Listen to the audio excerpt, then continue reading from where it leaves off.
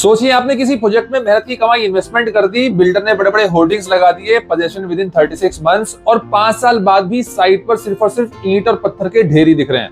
ऐसे केस में बायर्स के दिमाग में सबसे पहला सवाल जो आता है वो ये है कि अब होगा क्या, और यहीं पर आता है एनसीएलटी। आज से हम एक सीरीज शुरू करने जा रहे हैं जिसमें हम आपको बताएंगे कि रियल एस्टेट में एनसीएलटी यानी कि दिवाला प्रक्रिया क्या होती है, और इसके हर एक पहलू पर हम आपके सामने एक वीडियो दिखाएंगे। तो बने रहिए हमारे साथ और आज हम जानेंगे कि एनसीएलटी आखिर में होता क्या है। एनसीएलटी का फुल फॉर्म है नेशनल कंपनी लॉ ट्रिब्यूनल। आसान शब्दों में समझिए तो ये एक तरह का स्पेशल कोर्ट है जो कंपनी से जुड़े डिस्प्यूट्स हैंडल करता है। रियल एस्टेट के मामले में इसका काम होता है बायर्स के हितों को सेफगार्ड करना और उन प्रोजेक्ट्स को रिवाइव करना जो बीच में अटक गए।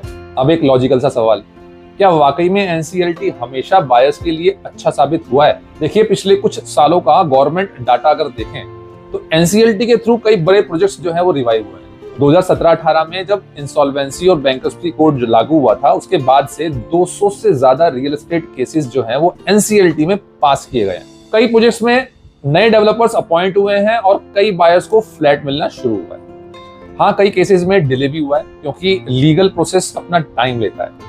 अब बायर्स के पर्सपेक्टिव से देखें तो एनसीएलटी के कुछ फायदे और कुछ चैलेंजेस भी हैं। फायदा यह है कि जैसे ही प्रोजेक्ट एनसीएलटी के अंदर आता है, बिल्डर की मनमानी बिल्कुल खत्म हो जाती है। कोर्ट अपॉइंट प्रोसेस शुरू होता है, फाइनेंशियल ऑडिट होता है और प्रोजेक्ट को रिवाइव करने की कोशिश की जाती है। चैलेंजेस ये हैं कि प्रोसेस थोड़ा सा लंबा हो जाता है, मंथ्स 2 इयर्स, मतलब इसमें टाइम लग सकता है और बायर्स को पेशेंस रखना पड़ता है। लेकिन सुप्रीम कोर्ट और एनसीएलटी दोनों जब साथ में मॉनिटर करते हैं तो बायर्स को एक सेफ्टी नेट मिल जाता है।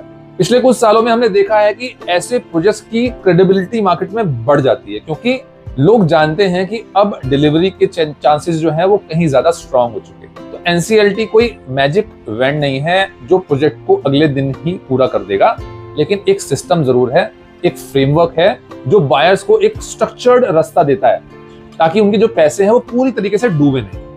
और रियल एस्टेट के हालात को देखते हुए ये सिस्टम बायर्स के लिए एक इंपॉर्टेंट सेफ्टी वॉल्व बन चुका है, और यही सेफ्टी वॉल्व प्रोवाइड करना हमारा रियल एस्टेट विज्ञान पर मोटिव भी है क्योंकि बायर्स को सही जानकारी दें ताकि वो इन्फॉर्म्ड डिसीजंस ले पाए। अगर आपको एनसीएलटी से जुड़े प्रोजेक्ट्स या रियल एस्टेट इन्वेस्टमेंट पर कोई भी सवाल है, आप घर ढूंढ रहे हैं, तो डिस्क्रिप्शन में लिंक दिया गया है, वहां पर जाकर फ्री कंसल्टेशन स्लॉट बुक कर सकते हैं, बिल्कुल फ्री, कोई चार्ज नहीं। तो बॉटम लाइन ये है कि एनसीएलटी एक कठिन प्रोसेस जरूर है, डिले भी हो सकता है, लेकिन लॉन्ग रन में ये बायर्स के लिए एक पॉजिटिव मैकेनिज्म है।